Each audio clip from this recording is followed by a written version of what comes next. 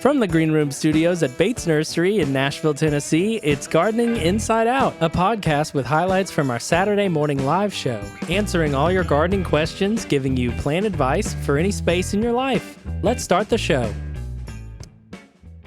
Hi, it's Caroline Gant. Hi, it's Austin Lowen. Hello again, another week with all of us and me, Tyler Blankenship. Hey, it's spring.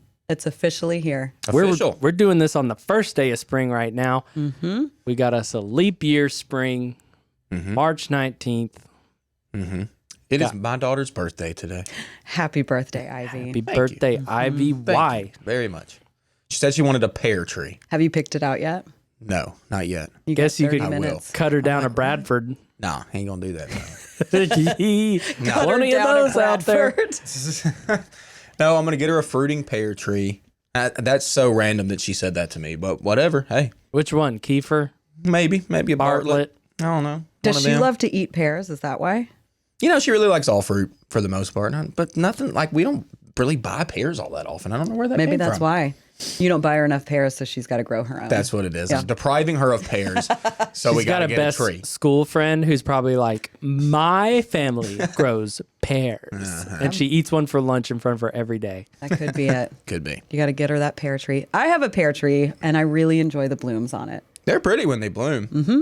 I think that's probably why she said it, is because I've mentioned the Bradford pear. She asked me what the big white trees were in bloom, and I'm like, those are Bradford pears. And then, Oh, no. so yeah, she doesn't want a Bradford pear. She wants Good. a fruiting pear. Yeah, Ivy knows what's up. She knows not to plant a Bradford pear. she knows. Yeah. You taught her well. Hey, y'all, speaking of, too, the first day of spring, like, what in the world happened last night? 22 degrees out here at the nursery. Just ridiculous. My Luckily- Japanese maple got That's whacked. that's a bit of an extreme scenario because we are by a creek. So it gets a little bit hotter and a little bit colder in a low-lying area. But yes, my backyard was a chilly 27, I think, 28. It was cold. Luckily, none of us had to work yesterday. So while the whole crew was out there covering up plants, the whole lot, I came in this morning, I'm like, oh, sorry, guys. I feel bad for you. The three of us were off work. And Sorry, no not matter sorry. who's working, though, it has to get covered, and that's the most important part. And if you love it, cover it. And we love all of our plants here. So they had to get covered. They did. And listen, I talk about it on our Saturday's broadcast, which you'll hear soon. But I had this idea to park my car on one side, my husband's car on the other side of my Katsura Japanese maple that was just about fully leafed out. I did it. I don't think it did any good. I guess I'll find out when I get home. But just don't want to leave y'all wondering once you get to that. Well, y'all, I used 3 bags of Earth Mix natural brown hardwood mulch, and I made a literal fort around my sunshine blueberry, and then I capped it off with a blanket. But it was great. It was better than stakes, Yeah, and it's thick. I mean, I don't know how the top did, but I it just, might be okay. yeah. I mean, my stuff kept the frost off, but the leaves themselves were still pretty solidly frozen Interesting. and falling off. You know how many texts I got yesterday from people asking me, hey, you going to cover tonight? Hey, should I cover? Like Tyler just said, if you love it, cover it. If it's got fresh leaves. Now, if it doesn't have fresh leaves, certainly no point. It's a bit of a wasted errand Yes. there. Yeah. But if it does have tiny, tender green leaves, yeah, if you want to protect them, do that. I had to do it yesterday with which I talked about this on the show as well, with my Serrata hydrangea. Blue Billows is the name of it. And it's an old wood bloomer, so I have to leave those sticks up over the winter, and they've cracked new leaves from those sticks. So if they would have got whacked last night, then I got no blooms for the season. And there's nothing worse than a hydrangea with no blooms. Oh my God, you would have been Nothing. livid. So mad. If I go home and those leaves got whacked anyway, and I covered them, You're pulling them out, throwing them in the woods. no, I'm not. I'm going to, well, you're right. That's loaded. I might. No. They've been so slow. Don't give him ideas. That's what he does. I planted those 1 gallons like 3 or 4 years ago. It's like, oh my God, they're so slow. Well, mine got mowed down 4 times and eventually never tried to come back. We planted at the same time 4 years ago. Well, quit mowing your hydrangeas. I know, right? Yeah. I didn't mow them. I'll tell somebody, whoever's doing it, quit. Oh, also last week when we were talking about mowing lawns, and I said my blueberry bush might get mowed over today, and it did. Really? One of them. I have 4. One is gone. Tell your lawn guy to be a little bit more careful. I hope he doesn't listen to this podcast. Shout out to him. He is great, though. You know what I'd do? other than mowing down some I of my think I'd plants. have to start piling rocks. I'd have to start going on the offense Yeah. or the defense, heavier defense. Speaking of defense, and maybe this is just to make me feel better and, about the whole like things out of my control thing with the whole frost thing, but I just took a huge sheet and clipped it around a big swath of my plum tree branches. I was just like, yep, I'm going to make a little suspended in the air bundle of branches. And, I bundled them up as best I could. I kind of like took big wads, almost like a loose vintage baby diaper. If you can just imagine getting everything bundled up, or like a hobo sack or something, and then clamped it all. And then I was just like, all right, that's it. That's all you're doing. That I'm going to leave it. But And you left it. You didn't take anything off this morning. no, right? I didn't. I'm not really too worried about it. No, I think it'll be fine. It was pretty chilly all day. Yeah. So, they need an extra little pick me up. Yeah. But Tucked in for a little bit sometimes longer. you have to do that just so you can go to bed and not be worried that, oh, my plums are ruined this year, I mean, maybe they'll be ruined, but at least I tried something. Yeah. Well, I did spend a long time covering things, and then woke up this morning and walked out on my front porch, and my huge agave was still outside. I forgot to bring it in, so it's probably gone. Was it mush? I didn't touch it. It actually looked fine, but a lot of times agave and cacti, they'll freeze and look fine, and then once it warms up, everything mush. explodes. Yeah. So we'll see when I get home tonight. Well, I was out there covering last night, just annoyed at this. I love really? Tennessee so much, y'all, like so much. But our weather in the spring is so unpredictable. Problem is, it's so a lot of times warm in February. Yeah. It doesn't just wait. It's like, Tennessee, wait, bro. Don't wake up yet. And then it does. And then it's like, nah, I just want to be cold again. I'm going back out. See ya. Wants to be a mild child February. Yeah. Tennessee is very moody. Well, Very moody. we actually had something similar weather pattern wise 1 year ago. As I was looking at the Bates Nursery reel that was posted March 13th of 2023, we had a freeze warning. Same thing. And it was just that. like the one. Or maybe there was one more after that, I think. But it wasn't this one was the heavier one. And I feel like that's what this is this year. Because it's felt pretty much exactly like last year, except we had a little bit cooler January. Yeah. It happens every year. It does. It just does. I've got 15 years or going on 16 years here now, and I understand it. It's frustrating. And maybe y'all, if you're listening and you're living in a different area, maybe you have different things about your weather pattern that frustrate you. We're here with you in solidarity. We're going to work around it as best we can, but sometimes we just can't control that. And so we're here to commiserate. And let's also talk for a second about if you didn't cover and something happened to some of your foliage, and it looks a little rough. Not all plants necessarily die from late frost, y'all. I mean, you can certainly see damage and not necessarily see death. So don't be like, oh my God, all my leaves look black. Like, give it a week or two, they're probably going to flush new growth. So we're not saying this for death reasons, but you will see damage a lot of times with this stupid weather. Yeah, Very the stupid. snowy, icy cold dip that we had in January, I watched my neighbor's euonymus. They have a euonymus hedge in front of their house. And when it first grew, it was great, like nice, tight, private. Then it got whacked by the December freeze in 22, completely dropped everything there, waited a while, came back. Then this year, that little snow apocalypse that we had, got it again. But it didn't get the interior leaves. It just got most of the outer. And just now, it had pretty much grown back. Yeah. To where it was filling back in and looking.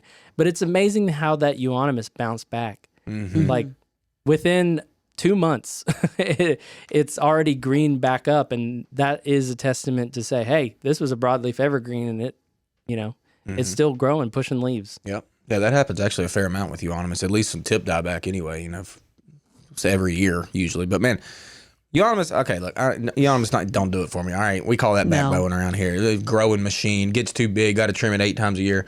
I don't really like it. Wouldn't put it at my house, but I will say when the new flush happens with euonymus, that glossy green leaf, like it's a pretty actually. That's what's happening right now. Like around town, I've seen them all around town. I thought last night I want to go home tonight and see if it's like if today has maybe it's showing some damage on them juicy leaves.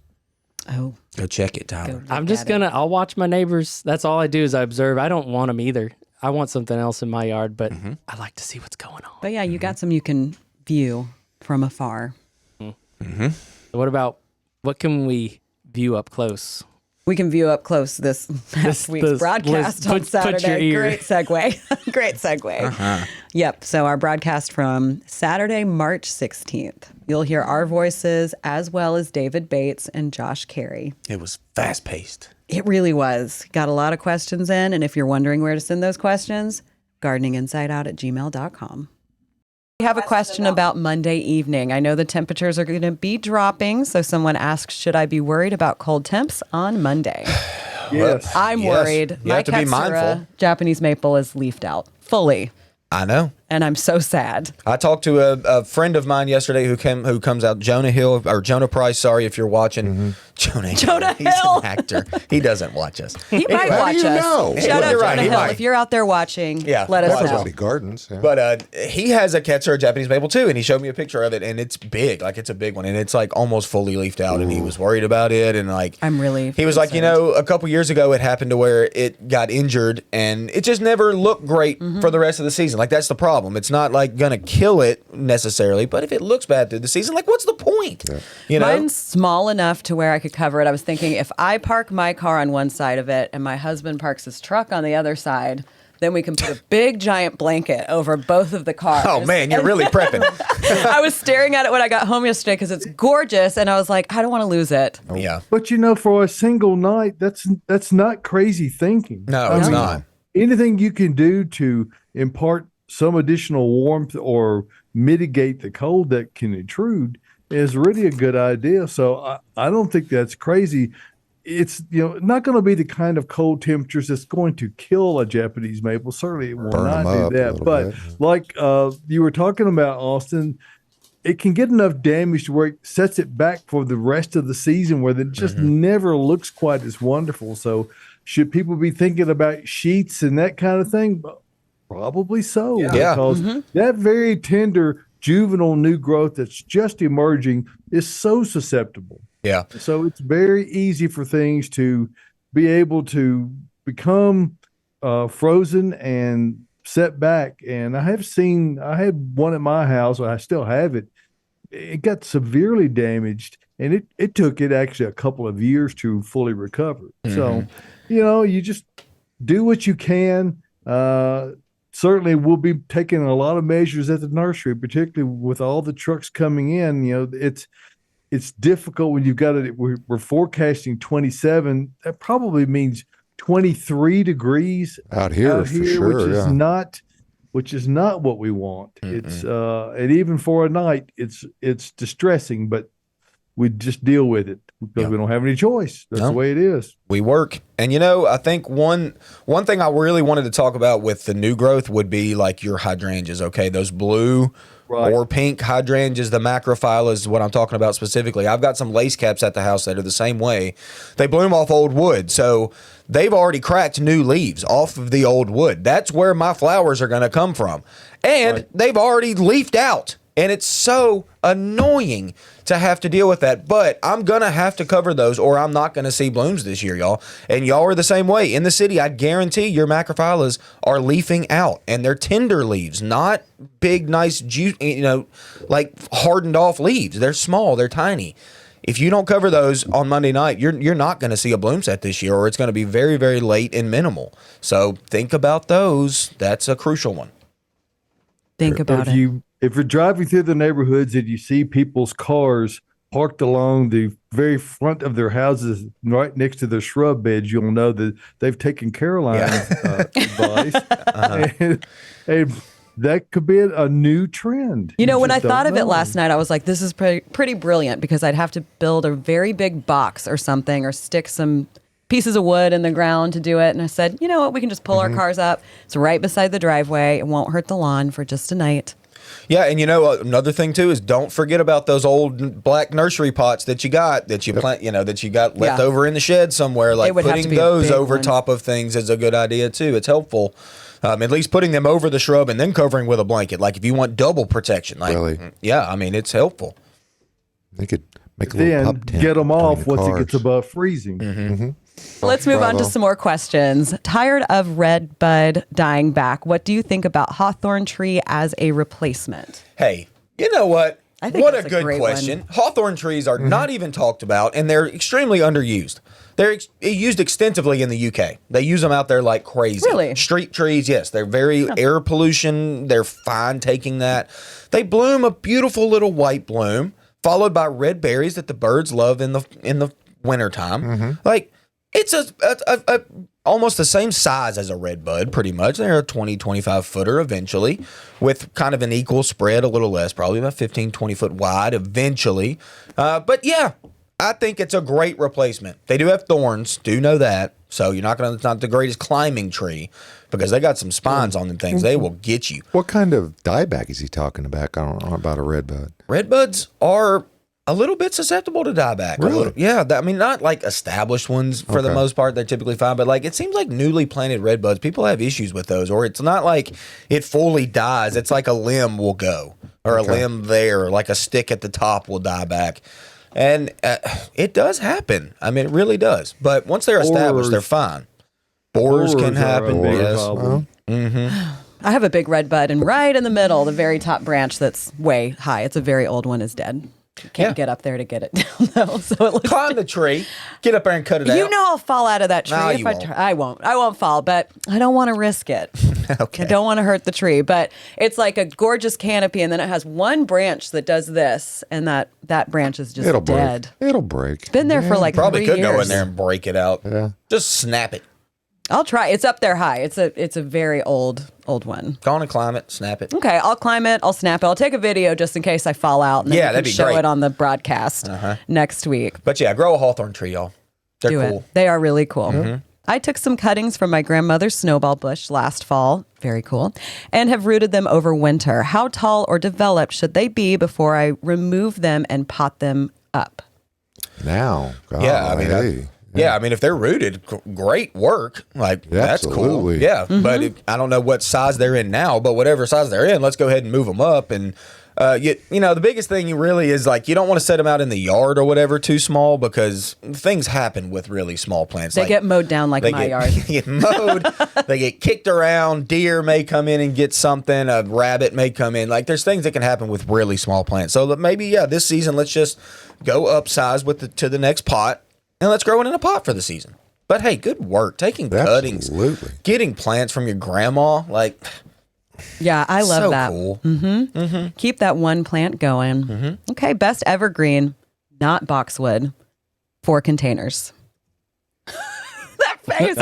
I like Japanese spreading plum yew. I'm a You fan of love that. the plum It yew. looks like a fern. It does great in a pot. I had one in a pot for like 5 years, and I never watered. I mean, I did water it, but I was real bad at it, and it did just fine. It Being was bad gorgeous. at watering is usually the best way. But That's you're right. true. Plum yew is a really pretty plant for a pot. That's a good idea, especially if you have like a shadier front porch. Not that they can't handle sun. They really can handle sun, but they can handle shade too, which is weird for like a needled evergreen. They typically need a lot of sun. You know, I also like juniper in a pot. That's the most drought resistant probably. And there's spreading sprawly juniper. There's upright juniper.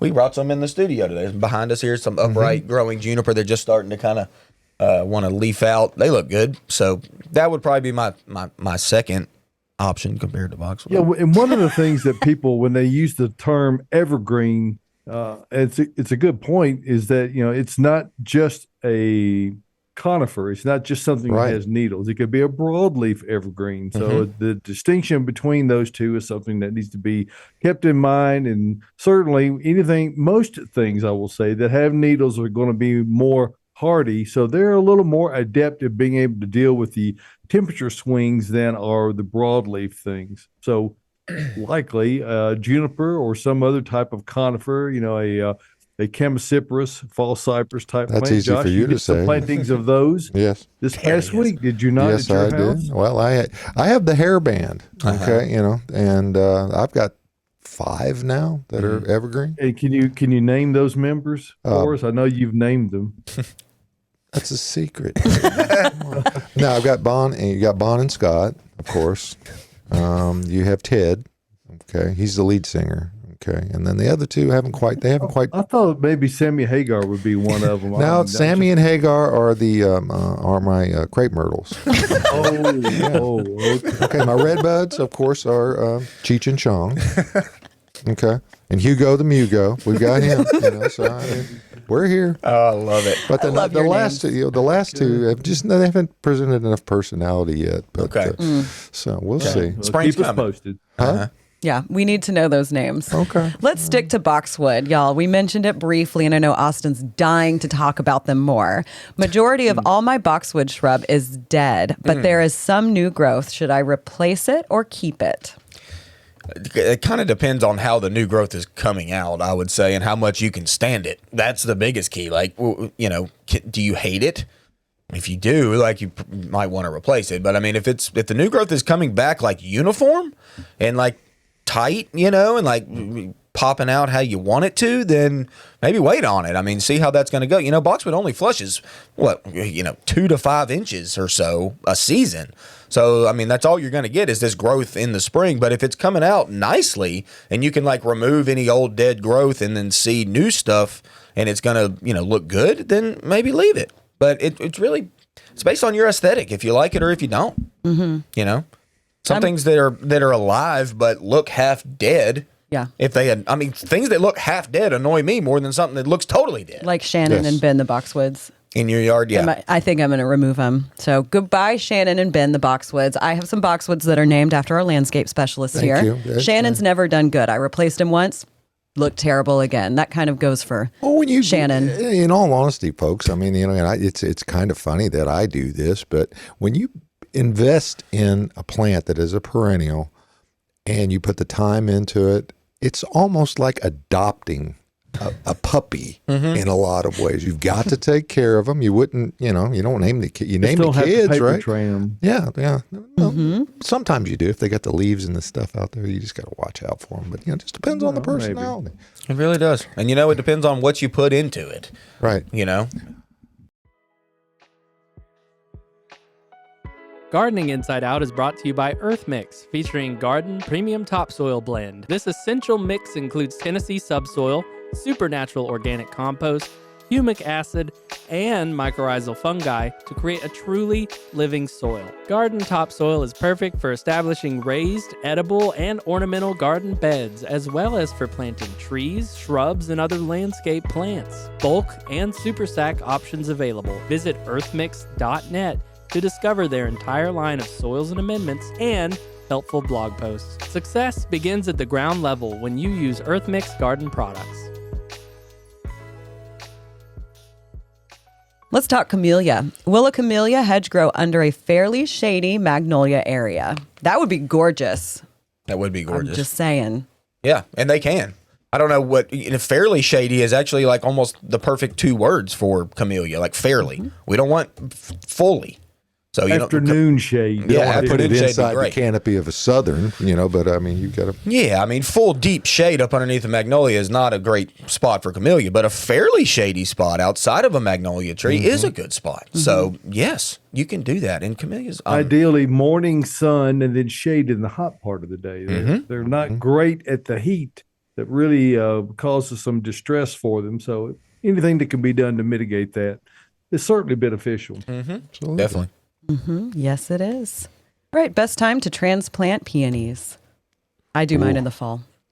Yeah, I mean, fall to winter is typically the best. And we always talk about this. During dormancy is when you really want to do it. Because they're already poking their little Mine heads are out up the like ground. this high. Really? So, Wow. I talked about it on the podcast. I was talking about how I was looking for them. I couldn't find them. And it's because they were so big and I wasn't expecting that. Took a couple minutes to find them. And I looked up and I said, there you are. I haven't had a chance to look at the podcast yet because What? We were traveling. I was traveling this week. But you can do it You anytime. don't have to look at the podcast, Josh. That's the point. Yeah. Listen. That's true. Just Yeah. listen. And our peonies right now here at the nursery, y'all, are stunning. Like they're Glorious. up and They're looking really nice. The Ito peonies are they're just stunning. They look really good. Money. And could you move them right now? Probably. If you just dig enough out and transplant them quickly. Like peonies are really, really hardy. Also, if like you didn't get it done this winter and you really want to do it now, then do it. Just make sure you're prepped and ready and water them right after you plant them. They'll be fine. Let's segue into a soil question. I've lived in Tennessee for 2 years, and last year I didn't have a good season. Any tips on soil brands for a small raised garden? Oh, my. What would you use for that, Josh? Can you I answer use this Earth one? Mix, yes. What kind would you use? I would probably do some landscape, and I'm absolutely going to get supernatural, and maybe get some of the native soil and you put it in there and mix it up. But And the truth is, it doesn't matter. doesn't matter, which kind you use. They all work well. Now, in Caroline's world, in the indoor plants and Right. tropicals, Proganics I would be the product you would want to choose because it is specifically formulated for indoor plants. So, but for anything else, you've got quite a lot of leeway given the do. makeup of those, and there's no peat in any of those No. products. Spoil So beetles, you've got man. coconut coir and other great organic inputs, excluding peat moss. So absolutely. there you go. And Josh, what was Miriam's question? Well, she says the Tennessee Environmental Council is distributing 1-year-old tree seedlings today. Should folks wait until they put those in the ground until after Monday? Miriam, I'm going to put them in a pot for at least another year, personally, because I've seen that have better success with these little seedlings. Get mowed down pretty easy. Oh gosh, yes. Yeah, like what did we talked talk about about that. earlier. Yeah. I mean, a very small plant out in the elements, things can happen, and it's a small plant. So, but also Miriam too. Look at the seedling or sapling and see if it's cracked leaves yet. I mean, Right. if it's still tight and bud, then you could plant it or whatever. But if it does have tiny little leaves, then I would say protect it. It is small. There's not a ton of buds that could crack. So you have to kind of protect those young ones that you got. And depends on the tree, but the biggest ones that I've ever seen are only 14, 18 inches tall. Probably, usually. yeah. So they're going to look like a stick stuck in the ground. They're Exactly. little. Little bitty trees are kind of like little bitty humans or even little bitty animals. Like you got to be a little bit more tender with them. Tiny little babies, Yes, tiny little babies. Well, what the guy that I learned, go never ahead. allow the root system to dry. become exposed or dry at any point in time. So that's the most important thing.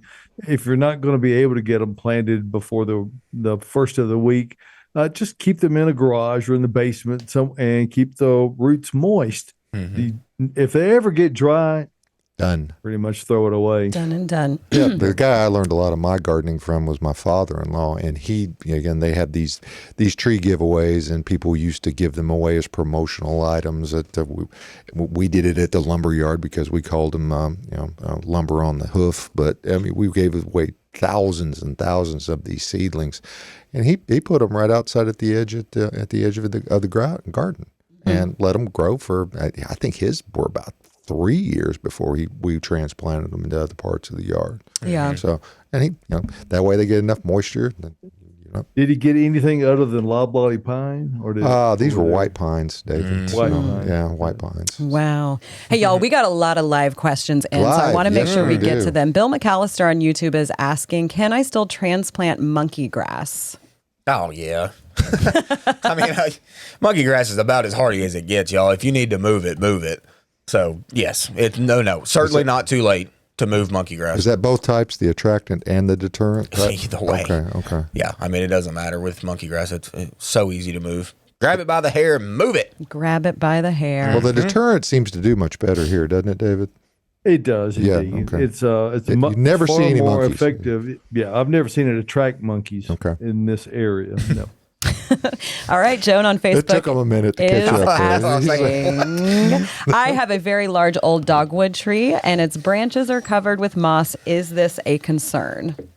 When you say moss, it's probably lichen, I would assume, Yeah. which is just the look of an old tree. It just happens. And no, it's not cause for concern at all. It's just part of nature. It's symbiosis, people.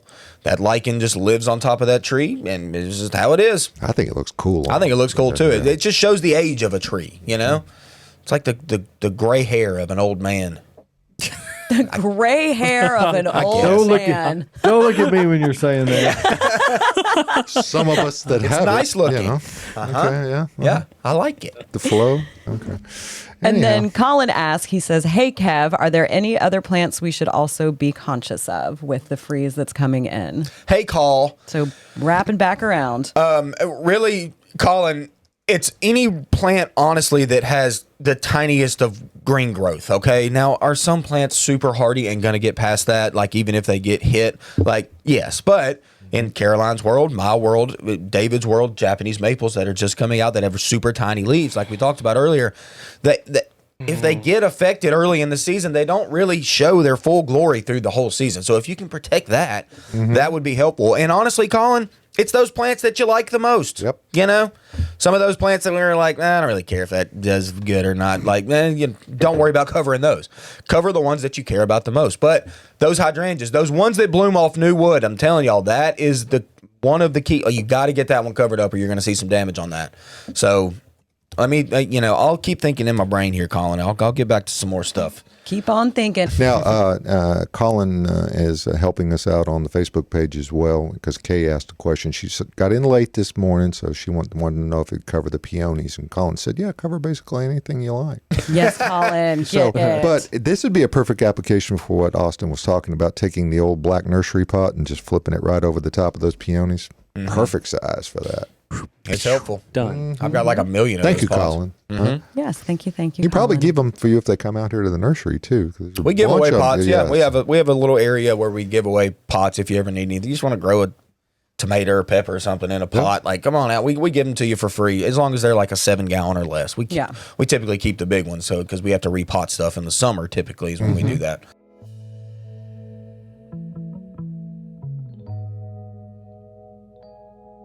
Gardening Inside Out is brought to you by Bates Nursery and Garden Center. Spring is at our doorstep, and if your plans involve improving your landscape or starting a garden, then Bates Nursery is the essential place for what you need. They offer the largest selection of plants in the Southeast, from unique flowers and trees to tropicals, roses, houseplants, and native plants. Bates Nursery's 92 years of serving Nashville gives them unparalleled experience in stocking the plants that perform best for your home.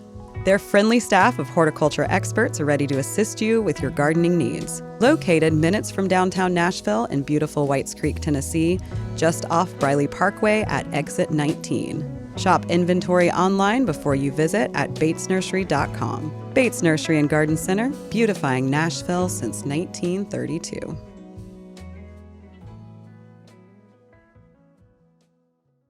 There's also stuff going on around town. Damn it. In bloom. All right. Right on time. Yeah. All right, y'all. I'm going to get through this because we are running out of time here. Okay, so that little ground cover you're seeing around town, that's vinca. That's blooming blue. Yep. You see it. It's all over. It just spreads all over the place. A light blue bloomer. I like it. Okay. Vinca. Just okay. There you go. Daffodils still blooming, of course. Hey, your quince, your forsythia still going strong. Quince is like money power right now, okay? Looking good. Bridal wreath spirea, old school, classic. Been around forever. It's the tiny little white blooms. It's on this large... And Hootie. Van Hootie, you're right. And it's on a large growing shrub pretty much.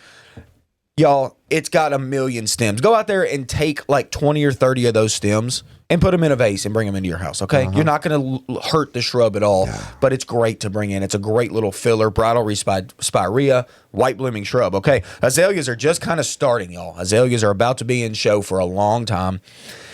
They're just getting started. It's going to be beautiful. Just wait. All right, plums pretty much finished up, but they are kind of still blooming. They probably won't be by Monday. All right, peaches and patio peaches. Those are money. Blooming like crazy. Saucer magnolia. Hey, they got hit by a freeze, but they didn't really get affected all that bad, although Caroline has one in her yard, and she told me hers is showing a little bit more signs of stress. Yeah. Just a little bit, but honestly, it didn't get whacked as bad as I thought it would. Usual years, they turn to mush. This year, they just kind of browned up a little bit on the tips, but honestly, they held up okay. Good work, saucers. South of town, they didn't get damaged at all. Yeah, no, not too bad. Hey, Bradford Pear still going, Josh. You love that. And Shut up. now, shut up.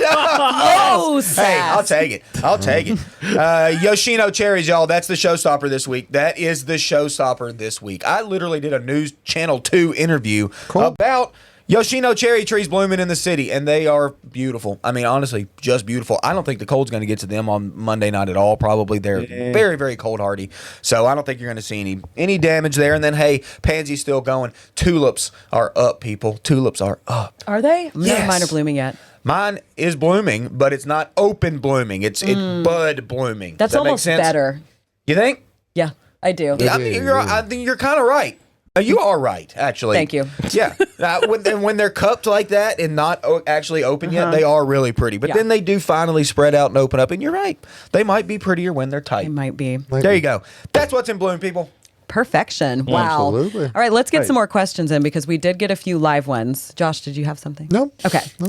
So let's see. I lost my place. Do recently planted azaleas need to be covered on Monday night?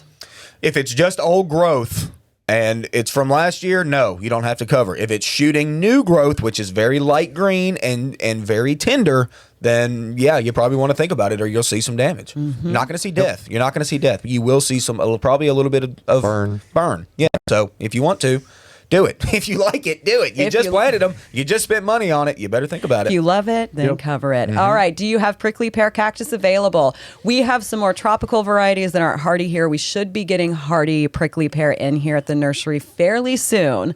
Actually, I take that back. We do have the eastern prickly pear, which is, I want to call it like a ground cover prickly pear. It's a lower growing one that's very small. It has the most spikes out of any prickly pear step on that it. we've, do not step on it. But we do have some of those in stock. Those are hardy and they should have been hardened off. They have been outside here. And then our final question that we've got in on Facebook, Barbara Gossett asked Caroline, are Jobs, I think that's how you say it, sticks okay for house plants?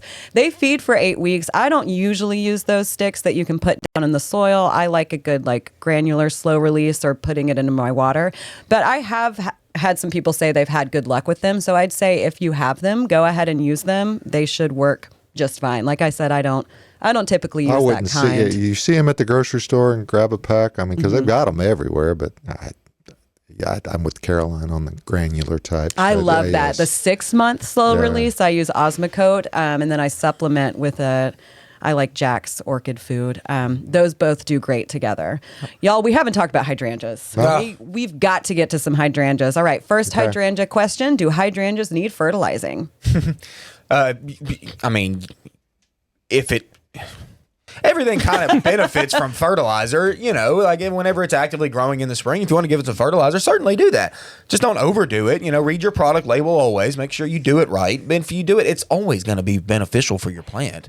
So certainly. All right. If you're using organics, Yes. You really cannot overuse it or use it at a time when it's really bad. That's one of the real benefits of using organic fertilizers is the fact that they don't release this huge amount of what is known as ammoniacal nitrogen. That's just ammonium nitrate that flashes really fast. It can damage plants. So if you're just using organics, it's a great time. And that time is really available almost any time during the growing season. So do it now, do it later. All right. How about a good pink hydrangea that does not flop? Oh. Okay. So to achieve pink, you need to make sure your pH is a little bit higher than that, or right around neutral, even like 7 to 7.5 or whatever. That's going to make a pink hydrangea. Okay. So the blues and the pinks is all based on your pH of your soil. If you have a lower pH, it's going to be blue. If you have a higher pH, it's going to be pink. And honestly, any of them that even show blue on the tag or whatever could end up pink. So getting one of those macrophylla hydrangeas that blooms that way, I mean, that is totally dependent on your pH. What about like the panicle, like Pinky Winky, those like limelights that have pink in them? Yes, and they do have pink in them, but around here, I would not call that just a great true pink, okay, y'all? It's coming out kind of that limey color. It's going to that pure white, the white that we love, and then it fades into a pink.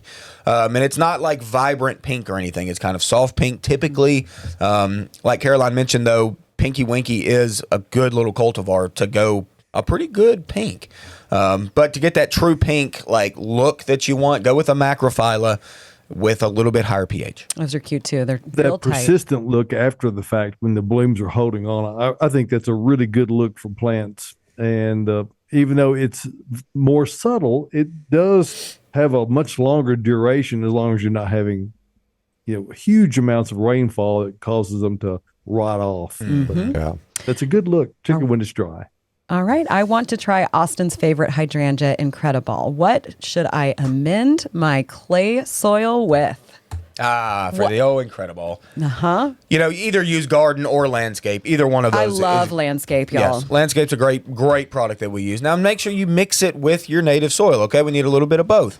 But landscape's going to help you out greatly. And honestly, Incredible is truly an incredible plant. Like, you put it in, you water it. Make sure you water it that first season, y'all. I mean, if it can handle a lot of sun, do know that. But if it does get a lot of sun, you need to make sure you keep it moist because it needs some added water that first season. I had to supplement water my very first season with mine. It's been 4 years, though, since I've done that. Have not ever watered them since.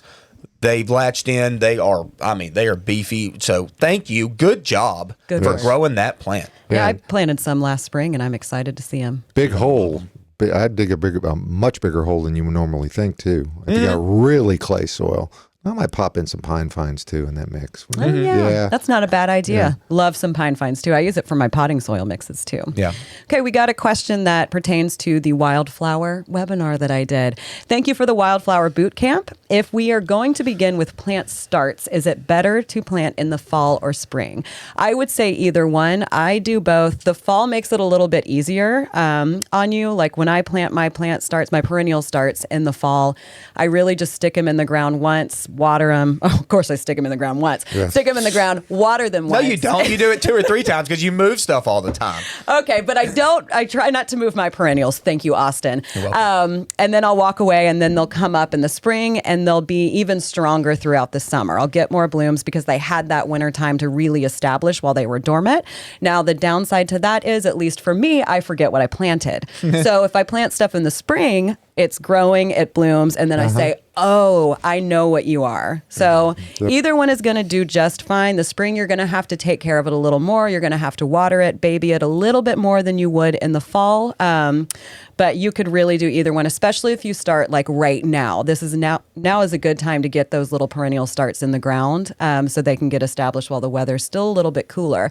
They'll be more stressed as the weather warms up a lot. I think it's also worth noting that in the spring, if you do it, like you've got a great selection. This is whenever we start getting kicking. So you really get to see a ton of different options. You know, in the fall, we might be like running out of stuff, not really reordering all that much. Right now, literally, we are ordering just like every single day. Like things are coming in. So it's a great time to like get a great selection of what you might want to grow. So many things, but thank you for watching. Yes. And the point that you guys made earlier and we often make on here is that this is one of the areas where people have the greatest opportunity to save money is to buy the smaller size, a little quart pot or 4-inch size of perennials. They are growing machines. So, you know, if you must have instant gratification, it just costs more. Go ahead. By the time you get them with a season of growth on them, you can barely tell them growth-wise from a plant that was in a 1-gallon container. So, you know, it'll save you money and it'll do just as well. Hey, Edward's all about saving money. He doesn't tell us which kind of plant that he had at his daughter's wedding, but they were gorgeous, but they were pricey. So, hey, man, it was all about the bride. So you're all good. You're all good. She was happy. All right, folks. Music means we're done with this edition of Gardening Inside. That was so fast. Blur, as it were.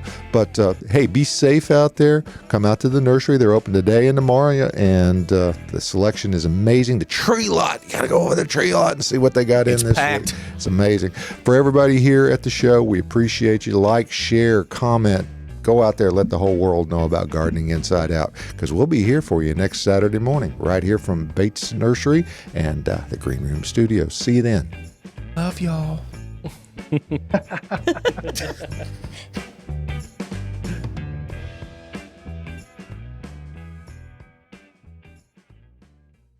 Thank you for tuning into the Gardening Inside Out podcast. If you're looking for more information or more from your hosts, don't forget that we have a live Saturday morning broadcast, 8 a.m. Central Time on YouTube and Facebook. You can also follow us on our Instagram channel. That's @Gardening Inside Out for more posts, reels, and in-depth dives to topics and things we've discussed on the show. If our content resonates with you, consider giving us a follow, like, and subscription on all of our social media pages. See you next time.